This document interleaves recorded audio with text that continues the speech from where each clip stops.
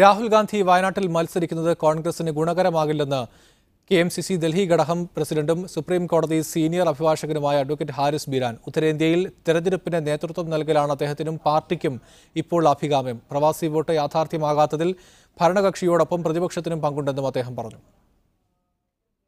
രാഹുൽ ഗാന്ധി കേരളത്തിൽ മത്സരിക്കുന്നത് UDF-നും കർണാടക കോൺഗ്രസിനുമെല്ലാം ഗുണകരമാവുമെങ്കിലും ഉത്തരേന്ത്യയിലാണ് അദ്ദേഹത്തിന്റെ സാന്നിധ്യം ഇപ്പോൾ നിർബന്ധമായിരിക്കുന്നതെന്ന് അഡ്വക്കേറ്റ് ഹാരിസ് ബീരാൻ പറഞ്ഞു.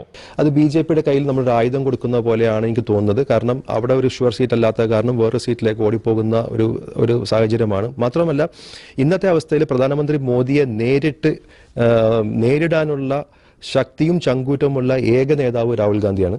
അതുകൊണ്ട് തന്നെ രാഹുൽ ഗാന്ധിയെ ഉത്തരേന്ത്യയിൽ തന്നെ കോൺസെൻട്രേറ്റ് ചെയ്ത് പ്രവർത്തിക്കേണ്ട ഒരു സമയമാണ് എന്നുള്ളതാണ് എൻ്റെ ഒരു അഭിപ്രായം. പ്രവാസി വോട്ടവകാശ ബിൽ രാജ്യസഭയിൽ അവതരിപ്പിക്കുന്നതിന് കോൺഗ്രസ് അടക്കമുള്ള പ്രതിപക്ഷ കക്ഷികളും ഉത്സാഹം കാണിച്ചില്ലെന്ന് അദ്ദേഹം പറഞ്ഞു. ഇനി അടുത്ത ലോക്സഭ കൂടിക്കഴിഞ്ഞതിന് ശേഷം വീണ്ടും ഈ ബില്ല് ലോക്സഭയിൽ അവതരിപ്പിക്കുകയും ലോക്സഭ അത് പാസ്സാക്കിയതിനു ശേഷം രാജ്യസഭയിലേക്ക് വീണ്ടും ഇൻട്രൊഡ്യൂസ് ചെയ്തിട്ട് രാജ്യസഭയും പാസ്സാക്കി കഴിഞ്ഞാലാണ് നിയമമായി മാറുന്നത്.